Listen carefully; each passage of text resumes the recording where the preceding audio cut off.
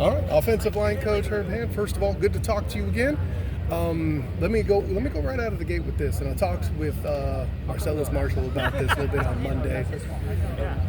Under Coach Malzahn, there's been a lot of, in the offseason having to rebuild and get guys in from the transfer portal, and then I'm not going to say reset, but definitely have an element of like building chemistry again with this group. Now you're looking to do it again for another year. Because you've done it so much, I think it's kind of getting forgotten that that's part of the process. But like, how big are you involved in that, or what? How important is that? We'll start with that. Well, it's not as big of a reset as it might maybe seem, I guess. But we have 4 guys returning who all have started multiple games here. And that's not counting Paul. Paul's played a bunch. Hasn't been a starter yet, but has played a bunch for us. But between Kittler and Adrian Medley and Marcellus and Amari Kite, 4 guys who have started numerous games here. And then we've added in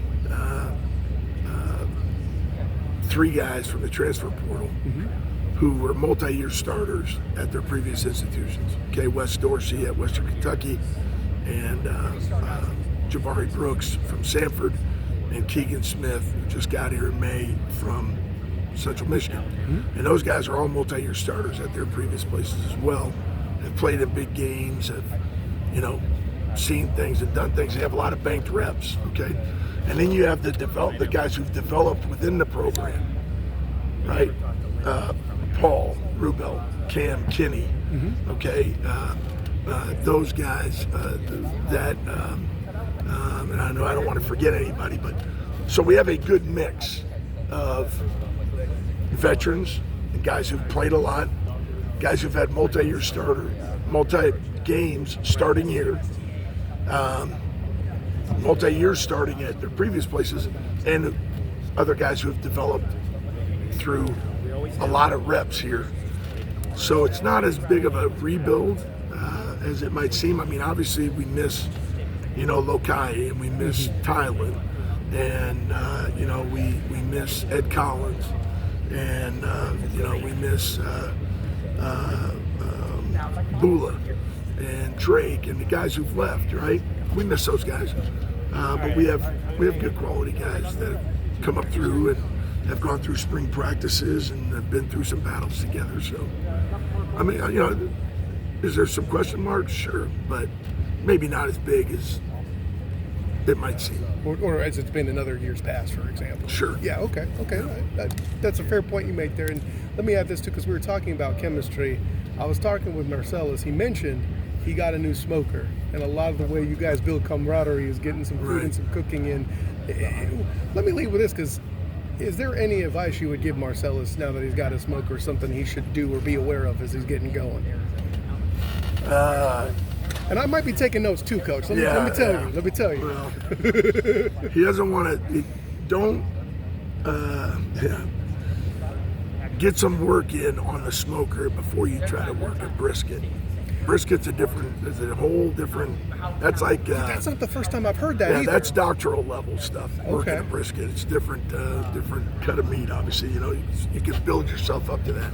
Maybe start out with some ribs, and work that angle first, pork butt. But before you start, don't just slap a brisket on there for the first time and think it's going to work. Let's not try to dunk from the free throw line in the first game. Okay, that makes sense. Well, and you mentioned like what these guys do together off the field and how they kind of build chemistry. Is there anything you do? Are there any special drills? Is there any special kind of fun stuff you guys do as a group? To get fraternity. Well, in there? my wife and I enjoy having the guys over the house. Oh, okay. They when we can, we get them to come over. I got a nice setup in the backyard, and getting the guys over there. They're playing cornhole, and we've got a pool, and I got a little basketball hoop, which I always worry turns into murder ball or whatever when they all get in the pool together. But no, just that. The away from the facility stuff. And those guys do a great job on their own with it. I mean, they really truly love one another. They enjoy being around each other. You know,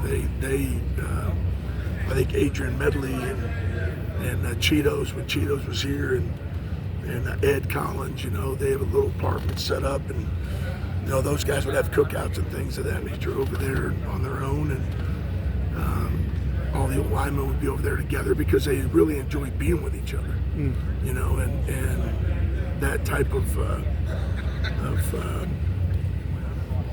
brotherhood, you know, is something that it takes time to develop it, but our culture in our room, that's what it's built on. Well, and it translates to trust of, hey, you know, hey, that guy's going to get his stunt, I can believe him, that kind of Absolutely. thing. Got time for more, Adam?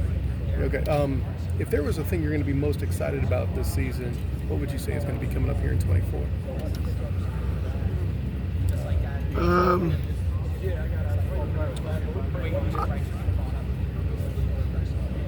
That's a tough one there.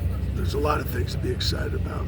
Absolutely. But I think just, you know, being our second year in the Big 12 and